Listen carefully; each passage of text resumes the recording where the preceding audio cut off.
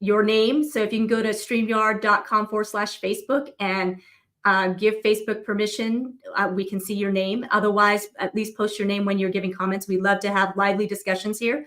Have an amazing guest this morning, absolutely amazing. Aziz, came over from Afghanistan, was rescued back during the whole Afghanistan pullout debacle. And we're going to get to Aziz here real soon. But first, let me play the intro video, and then we'll get started. Here we go.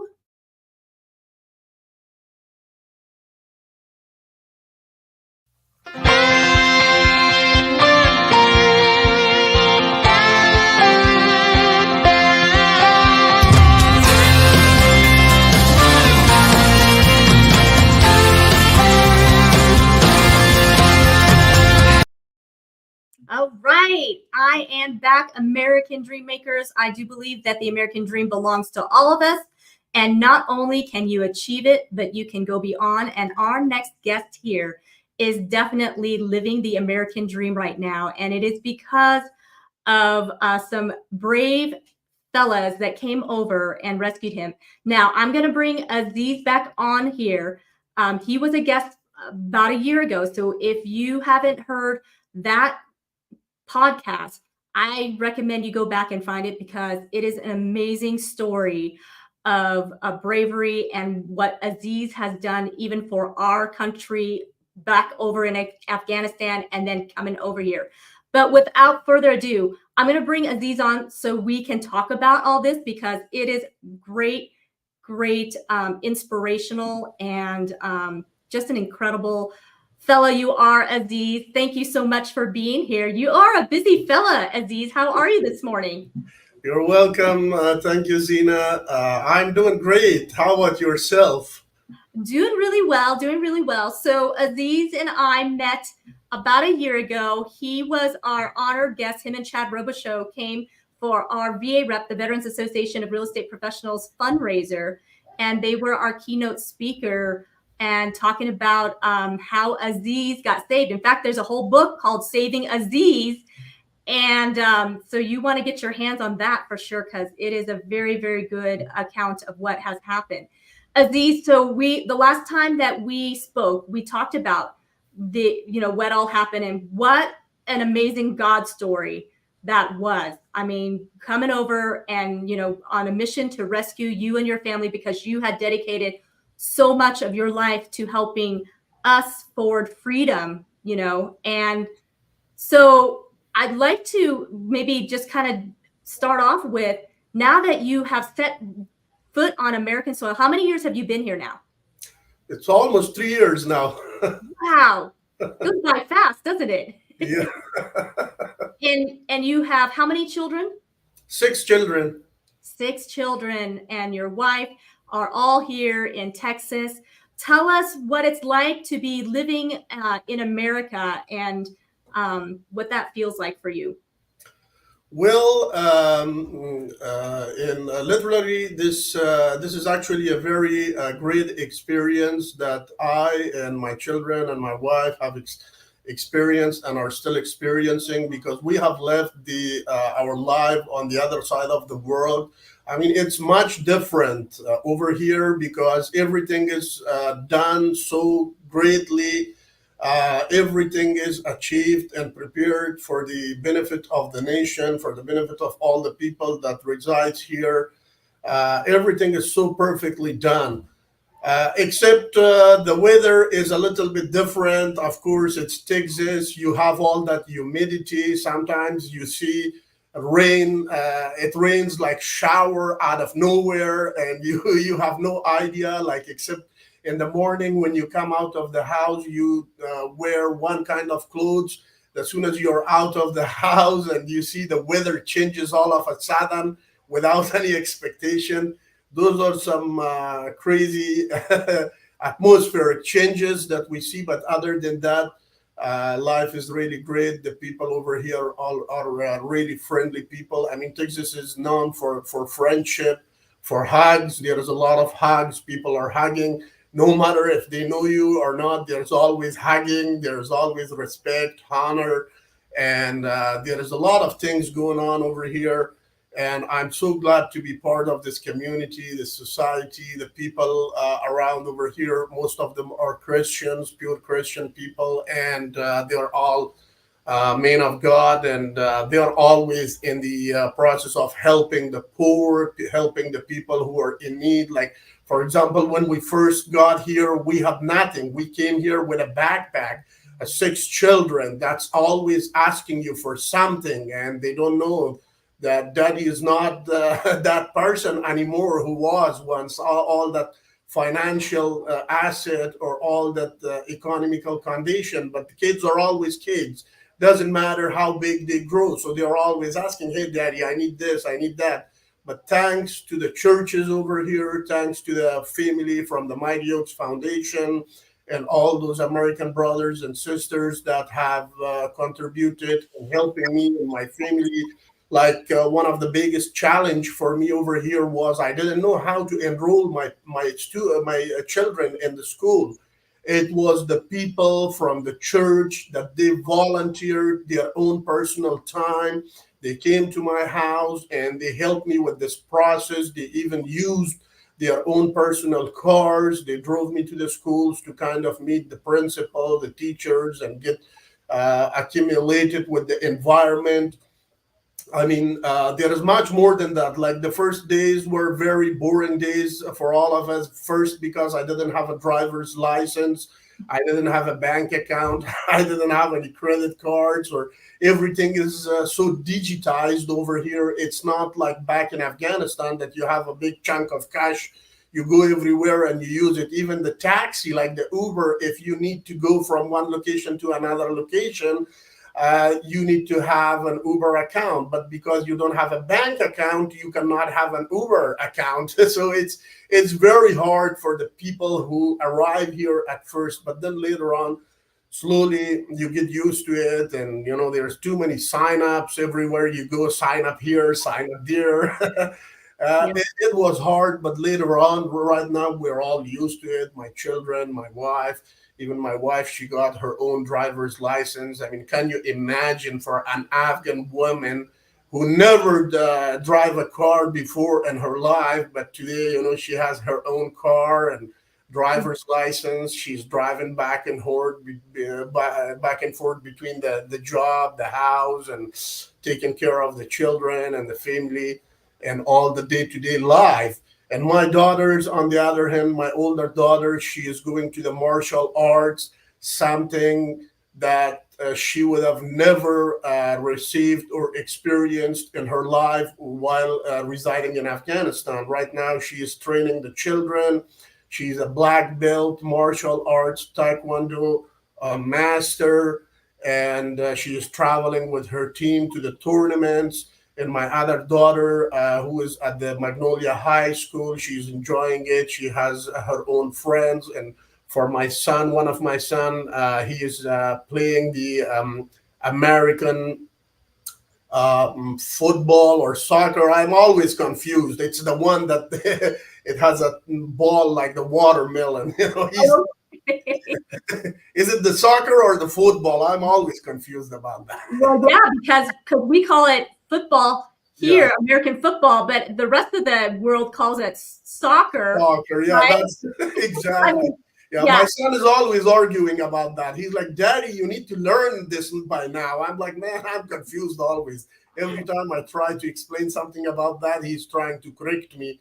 And he's growing taller than me. And sometimes he tells me that I'm growing. And I think it's because of that American football.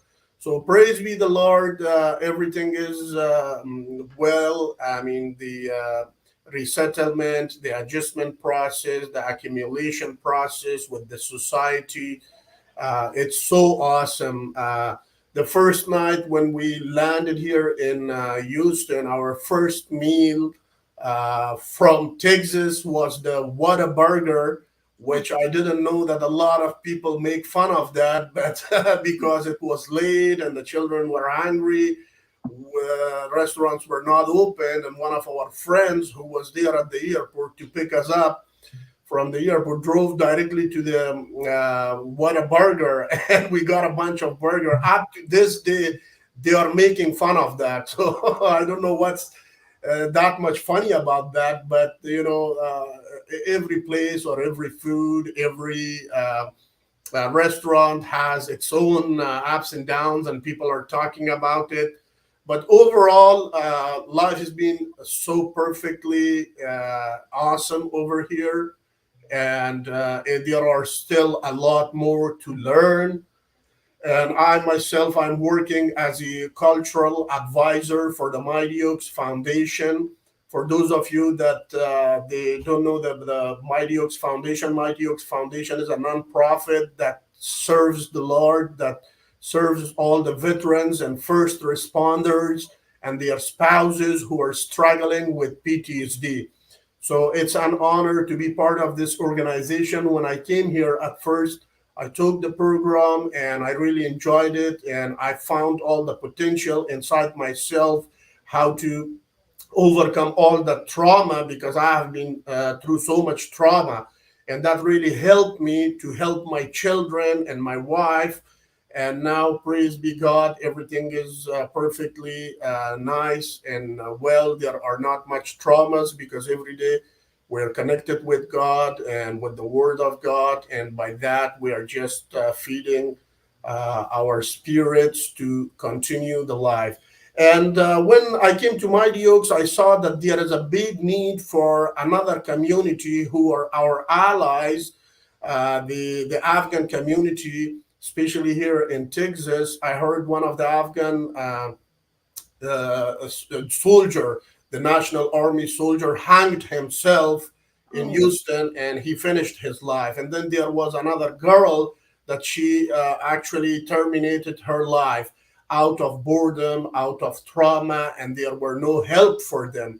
And at the same time, there is a friend of mine in Wichita. She contacted me. She's a very pure Christian lady, and she said that this Afghan community, over 800 families are over here, and they're struggling with a lot of trauma. So after hearing all that bad news, I actually talked to my team, especially the guys who are the decision makers in the Mighty Oaks Foundation, and we came up with this plan to have a main legacy program for our international allies.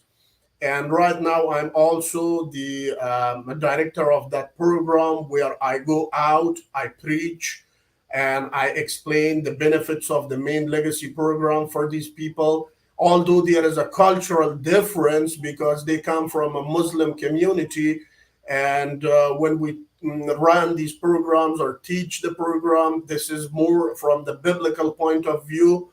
It's more scripture for the healing purpose, but still I try to explain to them. I'm like, hey, you need to understand these are the benefits. This is where I was personally, my family, my children, and this is where I am today. Look at me.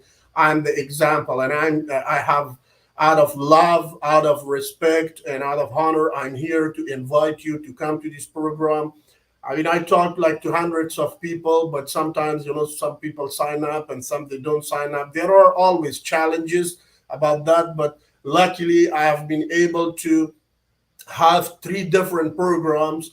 Like one program we had around 18 Afghan men, and another program we had around 20 men, and another program lastly that we did there was around 16 men, and they all embraced it. They embraced it, and at first they were not coming, but once they came and they saw the benefit of it, and how our instructors delivered the classes, the presentations, and once they were seeing everything and they enjoyed it, then they're like, hey, our children needs this, our families need this.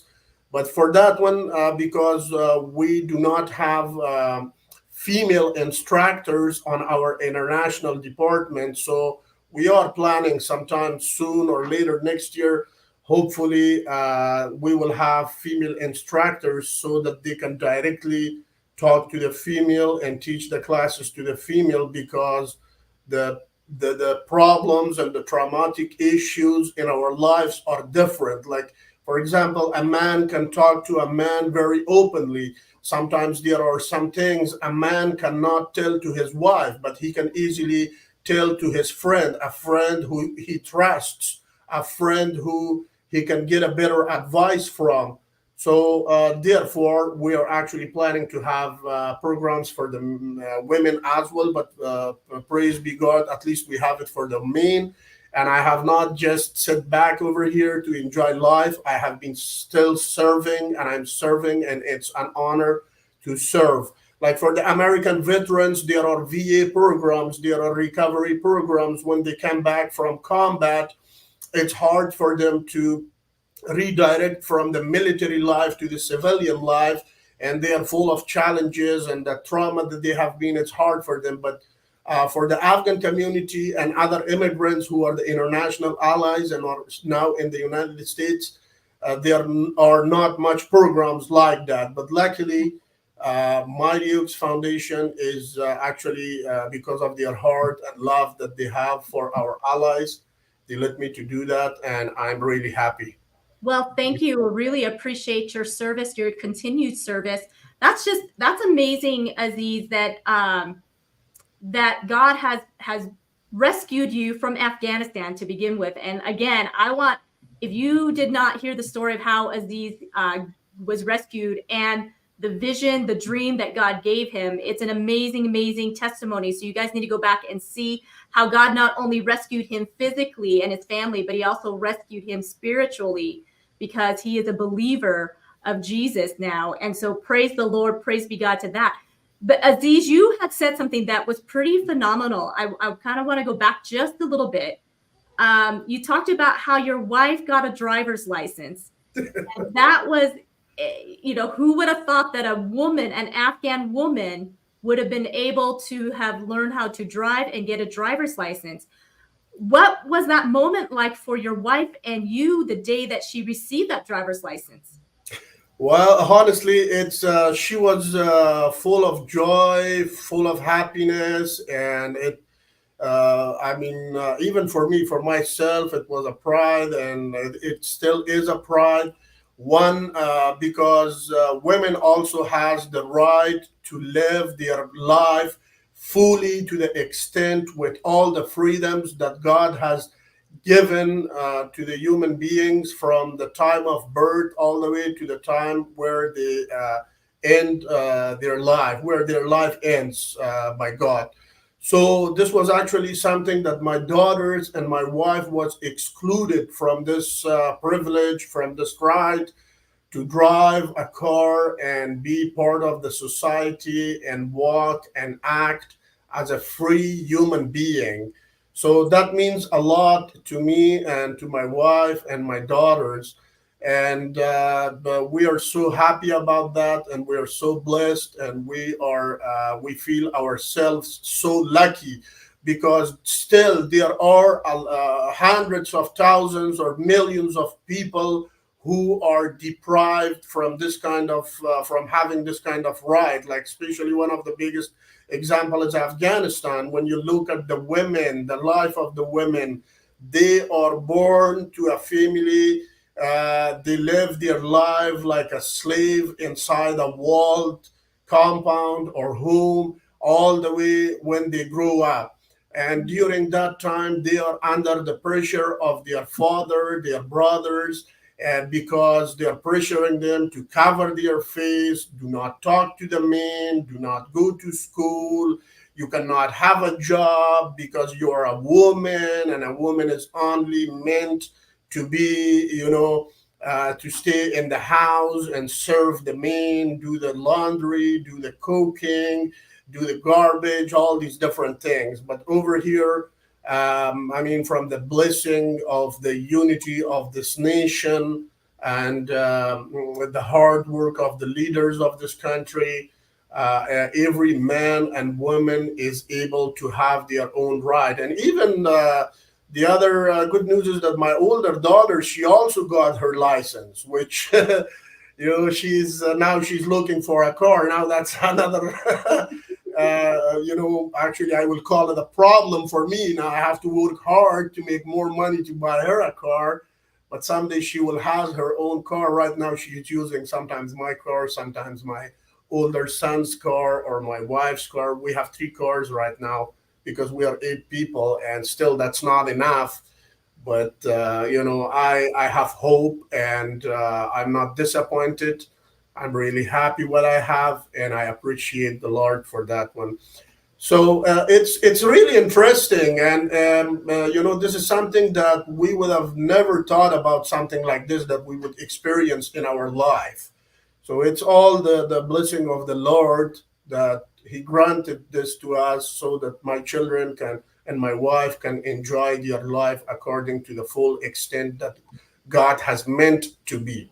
Yeah, what freedom you're getting to live, what freedom is, that you didn't have, and what a blessing it is for you as a father and a husband to see that the women in your life are living a freedom that they would not have been able to, in back in Afghanistan. So that's amazing. And that when you were talking about that reminded me of when my friend went over to be a missionary in Kurdistan, Oh, and she talked about how she went to the car lot to look for a car because they were needing a car, and the look that she got from all the men at that car lot, she realized, oh, I guess women don't shop for cars out here. and, exactly. It looks very weird if a woman walks by to a car lot to ask about the car or even bargain about it. It looks really off the hook. yeah, It's not something that the women would do in those countries. I mean, there are some Islamic countries like Saudi Arabia and Dubai and Kuwait or Bahrain, these countries that they have allowed their women to have this privilege of having a car or driving on the road and be part of the community. But in Afghanistan, it was darker. During the democracy era, we tried a lot to provide and make the situation in a manner where every man and woman can enjoy their life to the full extent.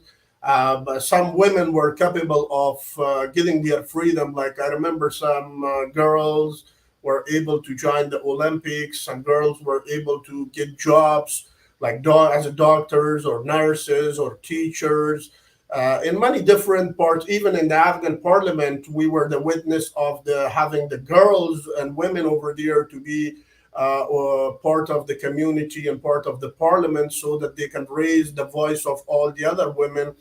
But I mean, women in general during the Republic era, the 20 years of democracy in Afghanistan, enjoyed also their lives to the full extent, especially those women who really wanted to have their freedom, those who really wanted to live the life according to the orders of God and according to this 21st century.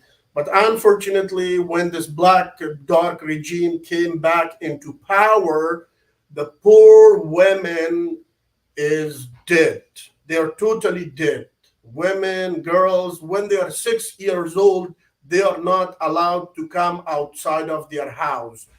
Even if they are sick, there has to be a male standing with them, nearby them, while the woman is fully covered. Then they have to take them to the doctor or hospital or clinic or wherever. mm, And the women that were teachers, they took away all their jobs, and they told them that they have to sit in their house, because if they do not sit in their house, and the excuse that the Taliban are using, they say that they get attracted to the women. When they see the women, they cannot hold their feelings. So because they don't want to see the women get attacked by their soldiers, and that's one of the main reasons that they are saying that they want them to stay inside their house. But that's not true, because we all know who Taliban are. I mean, what would you expect from a bunch of barbaric and terrorist groups that all they know is how to slaughter, how to kill, how to eliminate, and how to explode the bridges or the electricity cables. I mean, all their life they have done all those things against the humanity, against the principles and orders of God. Nothing is very rational when they are defending from it. The poor women, there were we had like I do not have the exact number, but there was like hundreds of thousands of women that were widow, and they had orphans. but luckily they had a job, and from that job they were able to bring the pension and feed their children. But today even that is taken from the women in Afghanistan, and they are totally marginalized. They are pushed to the edge, and they are pushed that they need to stay in their house.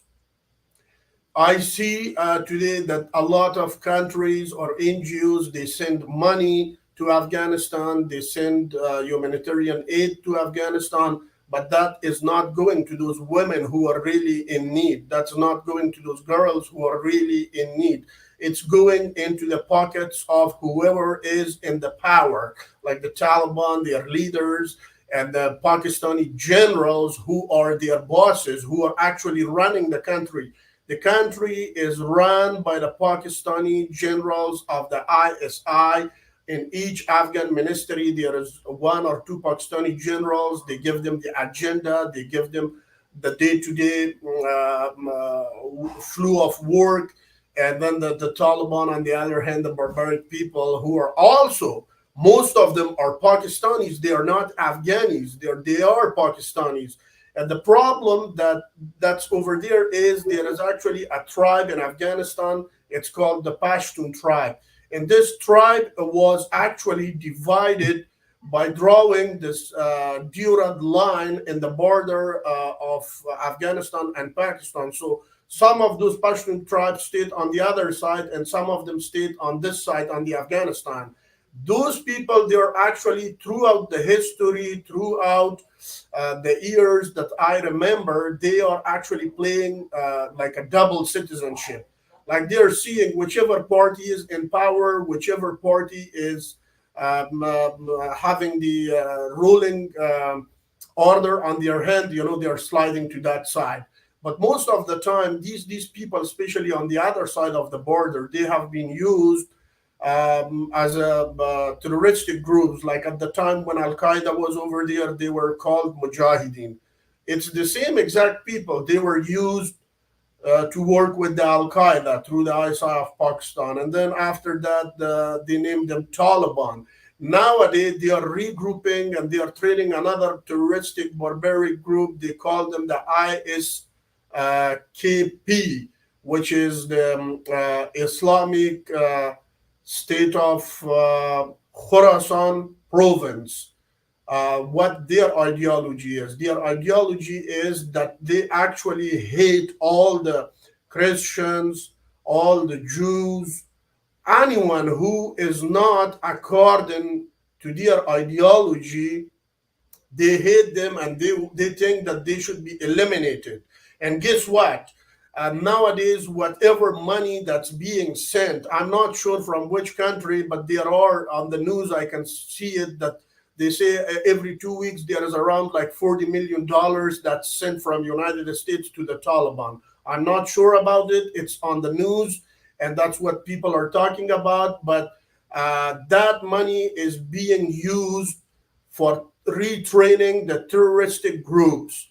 Because I still have guys over there in Afghanistan that every day they tell me that since the Taliban took over Afghanistan, they made more than 25,000 madrasas in many different parts of Afghanistan. And what is a madrasa? Madrasa is a religious school. What do they teach in that school? They teach them that the Christians are infidel, the Jews are infidel. Anyone who is not a Muslim, anyone who is not having an opinion or thoughts or the outfit, or the whole system that's not according to the Taliban or to the ISKP or according to the Al Qaeda, they should be killed. They should be eliminated. Why? Because they teach them that this is the order of Allah. Allah has said this, this, this, and they have made such a fake hadith. Hadith is actually something that comes from the Prophet Muhammad, according to the Muslim community, like whatever has Muhammad preached or said, that's called hadith. But nowadays they are making some fake ones also, just to justify the killings of all the people that's not according to them. And it's very sorrowful that I hear this news and I see it physically happening in Afghanistan.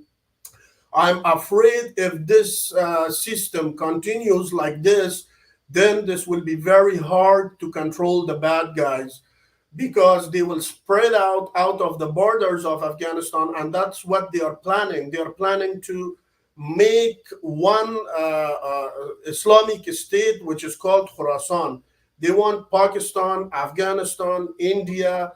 They want Uzbekistan, Tajikistan, all those countries that's around them, and they even want Saudi Arabia. That's in their agenda. Internet is full of their statements. You can go and search, and anybody who have a question about the reality of this, they can go and search. It's full out there. But for me, because I have people over there, I have relatives, they tell me this information from over there, and it's not lies, it's true. So they are planning, even like Saudi Arabia, all those other Islamic countries that are there, they are planning that one day they will go and they will capture all those, and they will make like a more huge United States of the Islamic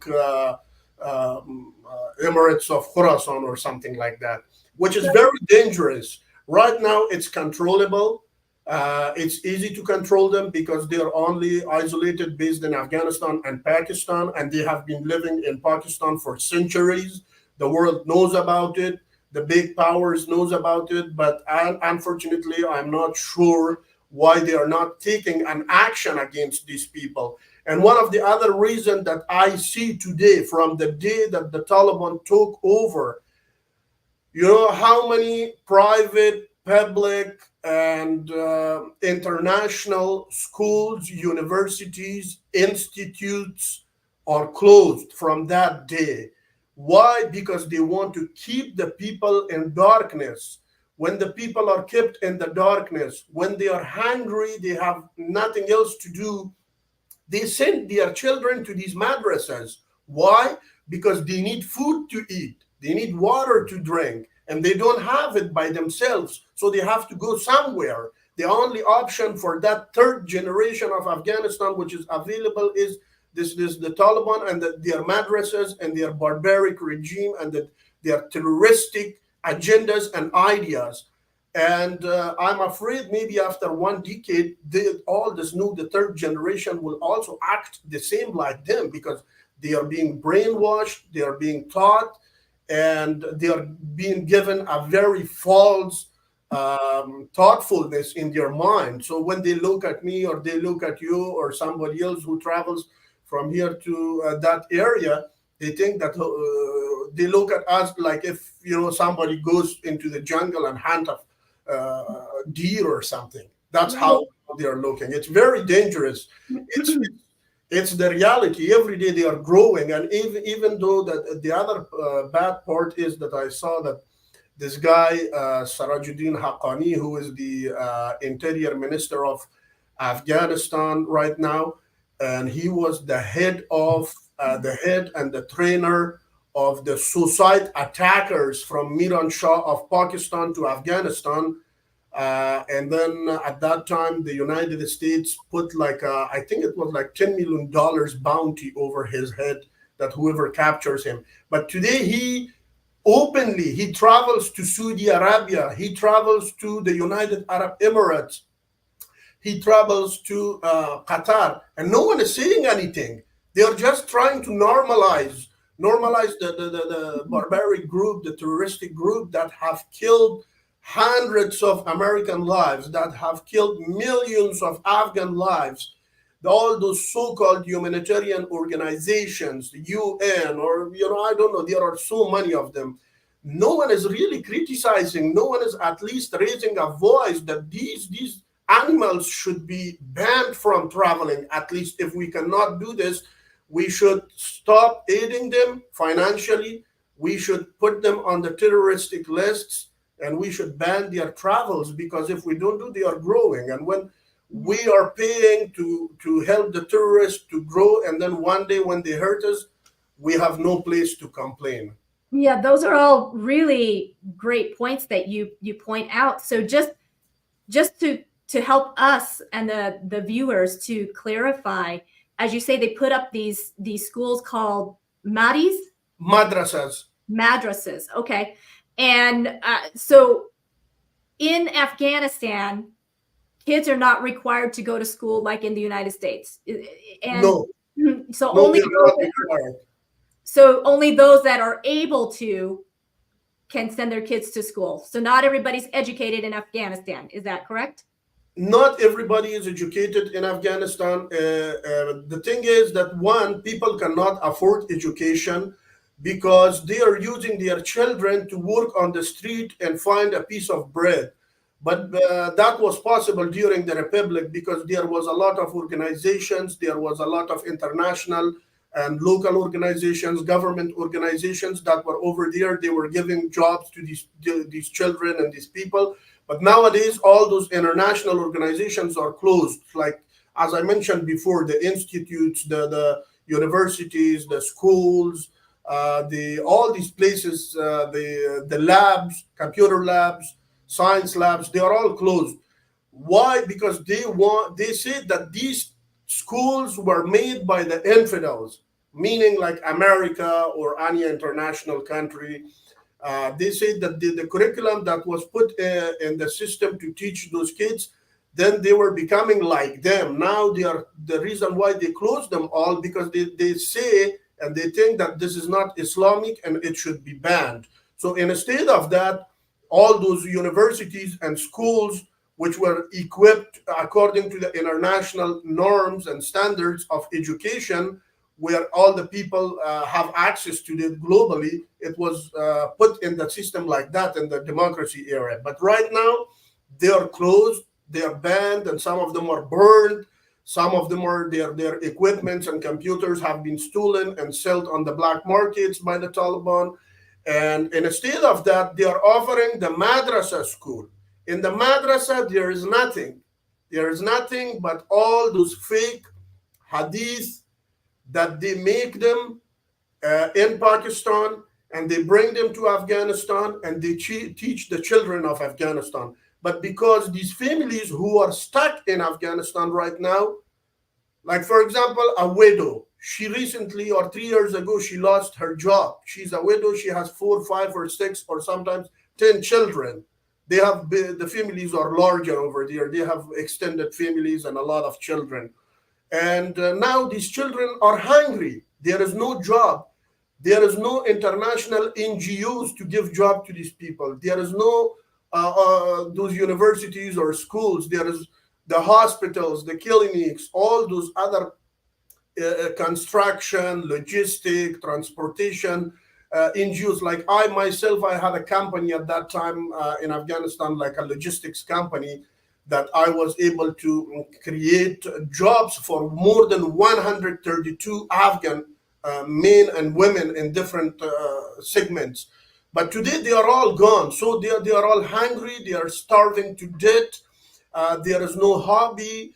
There is nothing to do. So out of hunger, poverty, and out of having not a job, the families are obliged. They send their children to the madrasas. Why?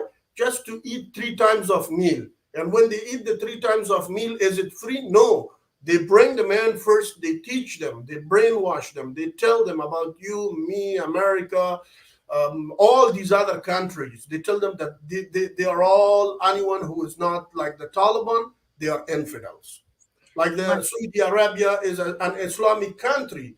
Even they say that the Saudi Arabia is not an Islamic country. Like the United Arab Emirates is an Islamic country. But the Taliban say, no, that's not an Islamic country because they have let their wives be like the infidels, because they let their wives to drive, because their wives have a job, because they do this and that, because they have copied from the West. I mean, they have so many barbaric reasons, and they are spreading this among this third generation of Afghanistan, which I'm afraid that's going to be really, really dangerous for the future of the world. Yeah. So out of curiosity then, so you were there obviously for quite some time, up until 3 years ago, with the presence of the United States military there. was there a difference that had occurred to kind of put the brakes on some of this, or from what I'm hearing is like that's really going on quite a bit now. It's almost like it's getting out of control. There's nobody there to really, I guess you would say, police or put the brakes on. So, what difference was it having the presence of the United States in Afghanistan then? Right now, it's Afghanistan and the human being life is totally two different things. Okay. Because the whole country is captured and controlled by this barbaric regime. The terrorists, Taliban is over there. The generals of ISI of Pakistan are over there. The ISI, from the day that was founded, if you go to internet and you study their history, all they are doing is they are creating and generating terroristic groups. They were sending them to India, to the neighboring countries, and especially into Afghanistan. How many regimes have been overthrown by the ISI, through the ISI of Pakistan, by creating these barbaric terroristic groups? The country is controlled by using the coercive force, gun, cables, anything like animalistic behaviors. A woman, if they see a woman walking by herself on the street, they stop the car, they come out, they hit the women with the guns, they hit them with cables, and then they put the women in the car, they take them to their prison. When the woman is in their prison, internet is full of the Afghan women interview who came out recently from the prisons of the Taliban.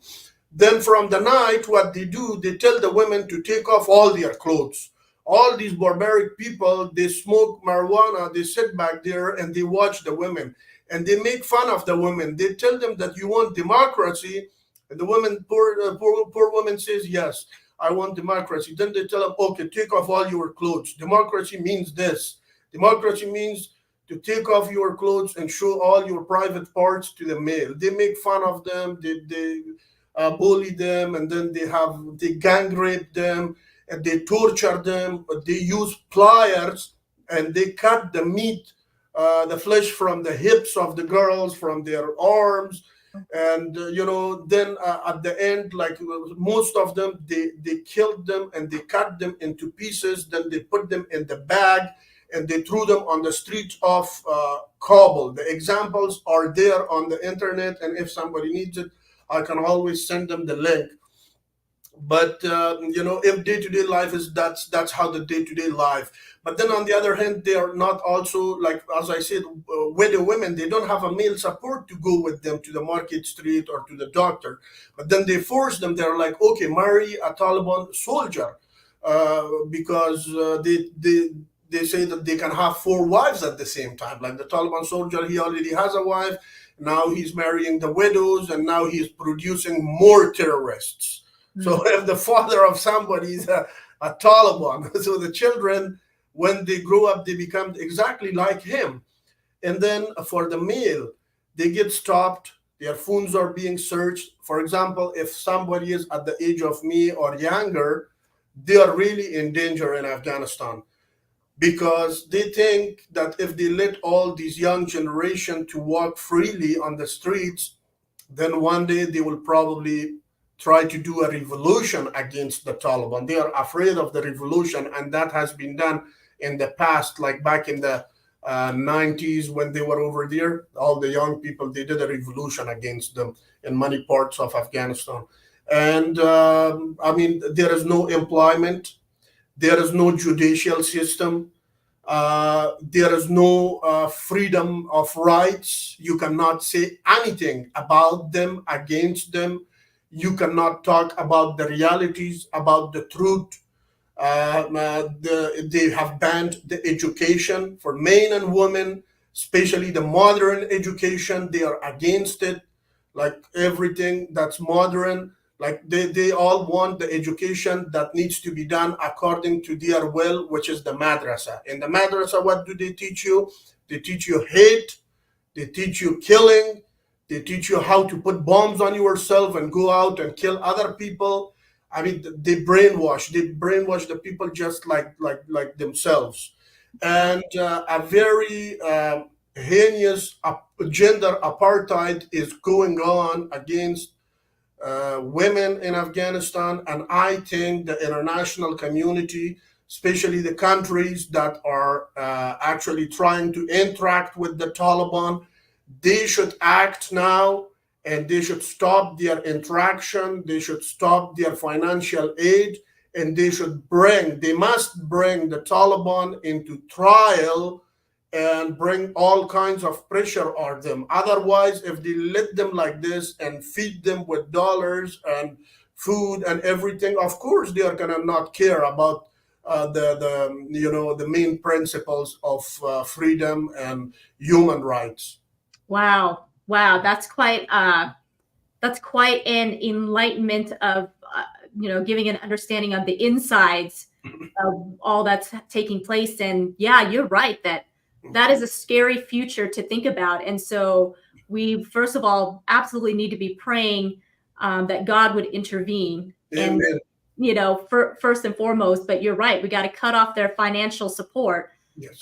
So those of you that, sitting there like, gosh, how do I support the women? How do I get money to them if that's, not where it's really going? And I'm thinking that is there a way that people can give that it would go directly to the women, or right now, actually, I'm helping like over 50 families that I know of, that they are really, really in the need of the very basic things in their life. And most of them are women. And they are the women that they are widows, that they do not have a job, they do not have a shelter, they are starving, and everything is taken from them. So luckily, the Western Union is still working, and I use the Western Union to send them money directly. But then the women cannot come to the Western Union to pick up the money. So I use my friends and my relatives to go to the Western Union and pick up the money, use their ID and everything. And then I give them the address of these families through phone and everything. And they go to behind those places and find these people. They give them the money, but then as a proof, they send me like a little video of it. So while they're talking and giving and receiving, they make a little video, so that way I can trust who is receiving the money that I sent. So if any of you like anything internationally, like for example, if a big NGO, I mean, that's what I do is very less. It's very less. It's like when you get like 2 pieces of rice from 1 bag of rice. It's that much, But there is an opportunity for the NGOs and people, if they want to help, if they go directly through the Taliban, then it's not going to the poor. Yeah. It's going to the hands of the Taliban. They get it because they directly has influence over the process of the distribution, over the process of the humanitarian aid. They receive them, they take them, and then they make lists. The Taliban commanders, they make lists of their own relatives and families, and then they give it to the NGO and tell them that you should distribute in this area only. You don't go to the other area because it's not safe for you. I mean, they have their own barbaric reasons somehow just to manipulate and turn the situation according to their own benefits. Yeah. So I've got your information up on the screen here, Aziz at mightyoaksprograms.org. So if anybody has it, feel in their hearts that they want to help out some women and children in Afghan, please get a hold of Aziz, and he can help you with that. But don't send money. What he's saying is don't send money directly to these organizations that are asking for it, because they're not going to where you think they're going. So I want to, absolutely emphasize that Aziz says that, if you truly want to help, we want to make sure that the money gets to where it's supposed to go, not in the hands of those that are really wreaking havoc. And like you said, if it spreads, it can be a real problem worldwide. It's not just Afghanistan. Aziz, as we wrap it up, you touched on some really great things, because I think a lot of Americans, and I come from an immigrant family myself, and so I understand, the issues of adapting to a new culture and that sort of thing can certainly be challenging. And thankfully, there are so many great people with big hearts out there that truly want to help, no matter what your skin color is, no matter what your background is. Thankfully, there's a lot of great people out there, no matter what political things are going on, that they don't hold it against individual families and individual persons, that they truly want to help acclimate. So I'm grateful and thankful for those that really helped you, Aziz, and your family to get acclimated. And you are a true success story. I mean, 3 years, you are working with Mighty Oaks Foundation, helping veterans. You just continue to pour out and help, and God is going to continue to bless you. That is for sure. But as we wrap it up, as I'm hearing about the stories of how awful it is for women in Afghanistan, and for us as Americans, I think we take for granted sometimes the freedoms that we have. And I know that there's women issues that American women are concerned about and go through. But when I hear about what you're talking about, the women issues in Afghanistan, wow, we as American women have come a long ways. I mean, the fact that I can even interview you here on the internet, a woman, interviewing you as a man, that's freedom in itself, right? Exactly. Exactly. Yes. So it just must thrill your heart so much that your wife and your daughters no longer have to live, and that you have to be scared for them in that manner, that when you're off to work, that you don't have to worry about what's going on to the extent that, that was going on in Afghanistan. Right. So Aziz, as you have come on to 3 years of living the American dream, attaining the American dream, what does it mean most to you, like, to see your children get an education that not all Afghanistan people are able to get? As you're watching your children grow, what thoughts and emotions go through your spirit? Well, honestly, at first it's all joy and happiness, and I'm grateful for what God has blessed me with, because this was the dream of myself from the very childhood, to see my children grow up in a very peaceful environment, and have all their freedoms to the full extent. And that was one of the main reasons when I joined the United States military in Afghanistan, because we all had the same goals. We had a common ground to eliminate the bad guys, endure freedom, establish democracy, and raise awareness, and let the people to enjoy life according to the natural principles of life that God has granted us with. And but at the same time, half of my heart is in pain and burning for all those relatives, friends, families who didn't get lucky to be saved, who are still stuck over there on the other side, and especially to the children of those soldiers, interpreters, and contractors of the Afghan army, that when the regime collapsed, some of them, they got lucky and they got evacuated with their families. Some other, they got lucky to save themselves, but their families stayed behind over there. Some others, because they didn't have the documents, they were not allowed even to enter the airport. So what they did, they ran away to the neighboring countries, like Pakistan, like Iran, like Turkey, Uzbekistan, Turkmenistan, Tajikistan. But how were they welcomed over there? They were not welcomed over there. They were arrested, they were tortured, and they were put in the jail. And some of them were sold to the Russian army to fight against Ukraine. and some other are still inside the prisons of those countries that I mentioned, all those Afghans and the soldiers, like the India's guys, the Afghan National Police, the Afghan National Army, the KPF guys, the Zero Unit guys. Not everyone got lucky to be evacuated.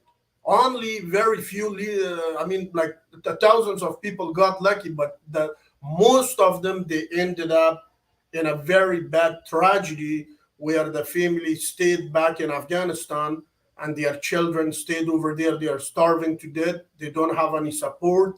They don't have somebody to look after them, and their only male provider, they actually stayed in they are still over there, and there is nobody to go, because in Afghanistan there is not a government who should be responsible, who should be actually doing these talks with these countries to release these people. Some of those people who didn't get arrested, who just joined like a restaurant or a car wash or somewhere they are working, but because they don't have a visa, because they don't have a passport, sometimes their bosses, they don't pay them their pension when they work, and they tell them all kinds of bad things. They tell them that you were spies for the Americans, now you deserve this, and they kick them, they humiliate them, and they bully them, and they say very bad things to them. And to be honest with you, half of my heart is here, half is over there still, and I'm praying that our Lord, our God, He has done a miracle in my life many times, and I'm praying that He would do such a miracle to see Afghanistan clean out of all these terroristic groups, so that every man and woman who are actually in the tragedy right now, who are outside Afghanistan, who are in the prisons, and I want to see a very accountable government in Afghanistan, so that every man and woman can reach and access and enjoy the benefits of it. Absolutely. And from what I understand, God is moving in the Middle East like He hasn't before. The Christian church is growing an astronomical rate. And so our prayer absolutely needs to be targeted, that God's Spirit would just continue to be poured out upon the Middle East, upon Afghanistan and all of the countries there. That, because that's really the only change that can truly halt things, is to change the man's heart. When a man's heart, right? When a man's heart is changed, then it is changed. Exactly. And so yes, please, viewers and listeners, join in on that prayer. We want to see the hand of God just move over our world, over the Middle East, and to protect the ladies that are just suffering, and the people who are suffering. And so thank you again, Aziz, for taking the time out to being with us today. Get a hold of Aziz at mightyoaksprograms.org. I've got it on the screen, AZIZ at mightyoaksprograms.org. And he's a friendly fella, as you can see. And so get in contact with him and connect with him. Blessings to you, my friend. It's always a real joy to have you on here. And I'm so grateful and thankful to you. And I'm grateful and thankful that the Lord put you in our path. And so I look forward to seeing you again in person one day soon. But if not here, then we'll definitely see each other in the air. Yes, absolutely. Thank you for your time and this conversation. I really enjoyed it. God bless you, Zina. God bless you too. And we'll say goodbye for now, but don't go away. We'll chat real soon. Thank you so much, you all, for joining in. And if you're watching on the replay, let us know and share this out. Aziz has an incredible message, an incredible perspective that most of us don't get to hear every day. Living here, we don't know what it's like in the Middle East. And so absolutely get this out. I think a lot of people need to hear, and it really helps us to have that attitude of gratitude, that heart of thankfulness, and then pray about how you can help our brothers and sisters across the world. And so please be sure to like, share, and subscribe, and to American Dream Makers, to Zina Krogadal. message me. I'd love to connect with you and go out there and live that American dream.